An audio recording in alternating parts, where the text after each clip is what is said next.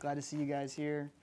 I just actually met Trent not too long ago through a mutual friend, Jeremy Vess, and it's been great getting to know him, and especially local music stores like this. I think it's really important that people have a place like that to go to in your hometown. But yeah, so like I said earlier, I've been playing guitar for about 10 years, since I was 16, and for probably the first 9 of those, I was really bad and really didn't know what I was doing, and still really bad anyway. But I was playing for a while, and I don't know what you guys' experience was, but I took lessons and I learned, and I was more focused on ability and stuff like that and learning how to play the guitar than I was on how I sounded.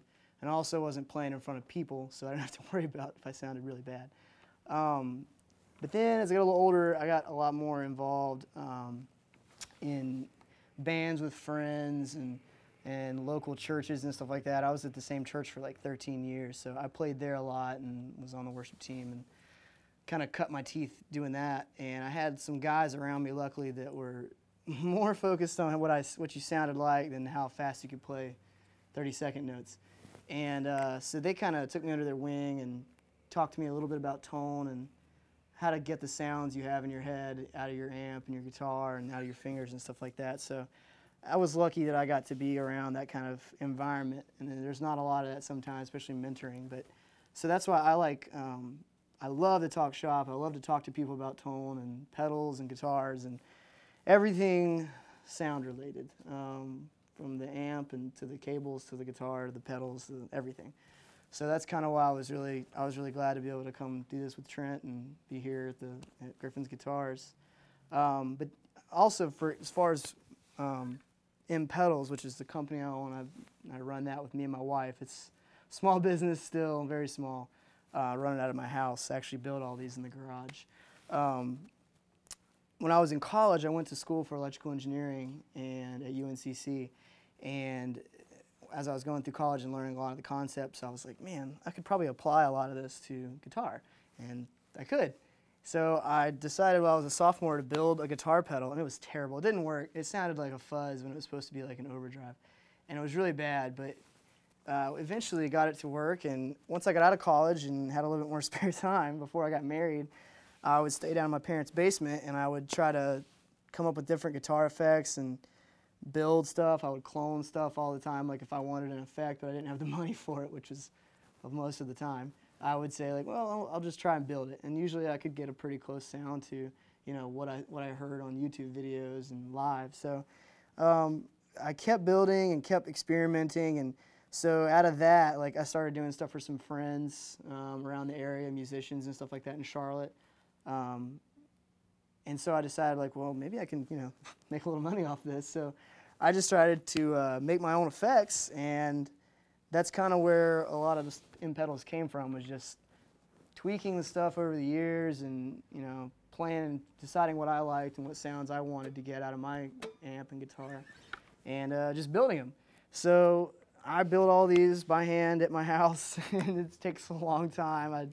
I'm not a big builder, like I said. It's just me in the garage, and my wife helps with other stuff. But so I hand build each one of these pedals, and I do all the stuff in-house. These enclosures here, I hand drill them. Well, I don't hand drill them, but I have a drill press that I use, and I get the templates, and I drill exactly how I want it. I design all my PCBs using a software program. I then go and I get them made at a board house. I used to do it by hand, literally. I would take some copper-clad board and do all kinds of acid stuff, and it was terrible. I probably inhaled too many fumes. But now I get them made by a board fab house, and they get them sent to me. So then I still go and take each little component and stuff it in there and bend everything and solder everything by hand and wire everything up, and then ship it out to whoever wants it. But so that's a little bit background on M Pedals. And like I said, I just kind of wanted to get the sounds that I wanted to hear. So for me, a lot of that, I'm an overdrive and dirt freak. I love overdrive, distortion, anything that makes the amp just scream. So that's primarily what I've focused on as far as my effects. Right now on our line that you can purchase on our website at mpedals.com, I have the Senior Stash, which is a lighter to medium gain overdrive. And I've already been playing it, but it sounds a little bit like.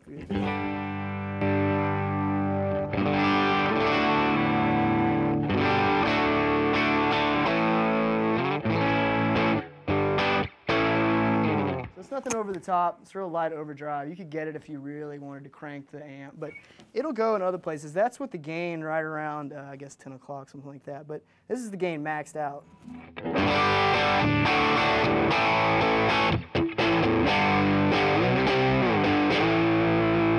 So you get a lot more sustain, beefs up, but it never gets over the top like a distortion will. So I love having something that's just a little bit of breakup for songs like. If you don't want something over the top, you just want something that's kind of, just adds a little hair to your signal. Then, well, I guess I should talk more about the features. It's got volume, gain, bass, and treble controls. With this pedal, you have volume and gain, like I said. Volume, of course, just makes it louder, and this thing can get really loud, as you just kind of heard. Let me get it back to unity, too. And then the gain control, which I already showed you. That's what they really love. Not a whole lot of anything. This is at noon, which is just halfway. And full. And it's also got a clipping switch. And clipping is how much your signal, the guitar signal, gets clipped, and it produces that sound, the distorted sound. So that's with the switch position that we have up is a little bit more distorted. So you got to raise the volume because the diode's in there, drops your volume a little bit. But you also get a more distorted sound. So if you'll hear, you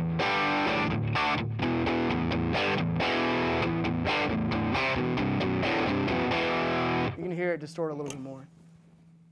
But I don't usually run the Senior Stash at that. For me, it's like a first stage overdrive. I usually have it right there in the beginning. Just that's the first thing my guitar is going to hit if I've got it in my pedal board chain. The tone controls, which are really important to me in a pedal, are active, meaning it's not a passive tone control, which usually it can only cut or attenuate those frequencies that you're trying to affect. An active tone stack can boost or cut. So with the treble, if you want more treble, you got plenty. Like you can, here, I'll show you that too.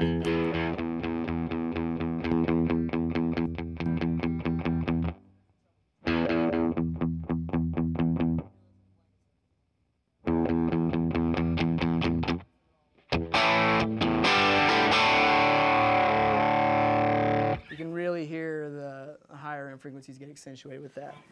I don't know why you'd want to run it full out like that unless you had like a really dark amp, but some people, they do. And here's the bass control. Here's all the way down, halfway, and all the way up. So you can really hear a difference with that as well. For a lot of amps, you don't need a whole lot of bass, but there are some like smaller combo amps where if you need that so it doesn't sound so boxy, it helps to have a really good bass control on there as well. So that's the Senior Stash. The next one up that we make is the Hungarian. That's going to be a little bit heavier of a sound. It's usually your second or even third stage overdrive. I don't like calling anything distortion. I don't know why. I just don't call it a distortion pedal, but it's a heavy OD. That's what I categorize it as. So here's what it sounds like.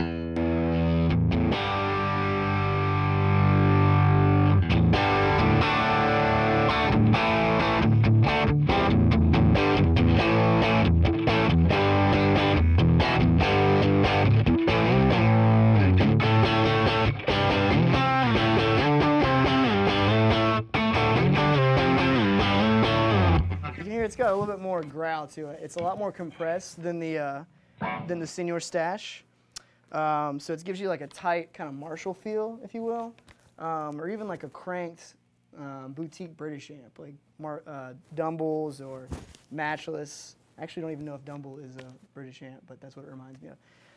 But anyway, this one also has gain, volume, bass, and treble, and also a clipping switch, which affects how much it clips your signal again. The difference on this pedal is the EQ, the only part that's active on it is the bass. And it's not actually boosting or attenuating the frequencies. It's actually determining what bass frequencies get clipped in your signal. So what that sounds like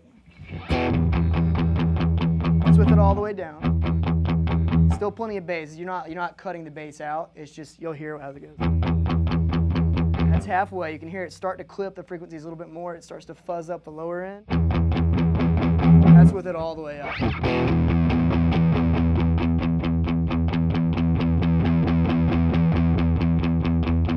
So if you just really want some fat bottom end, that's where you're going to get that. The treble control is a passive control, which means it only attenuates. But with it all the way up, you're going to have a lot of trouble because the way I set the filter up, it lets your full guitar signal pull through the stages. Pretty trebly. I don't like running that high.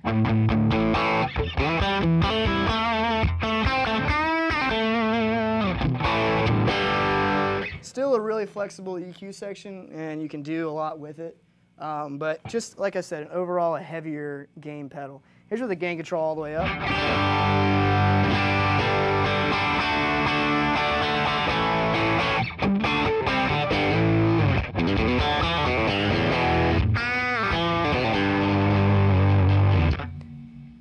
And in this, with all the diodes engaged, which clips the signal more.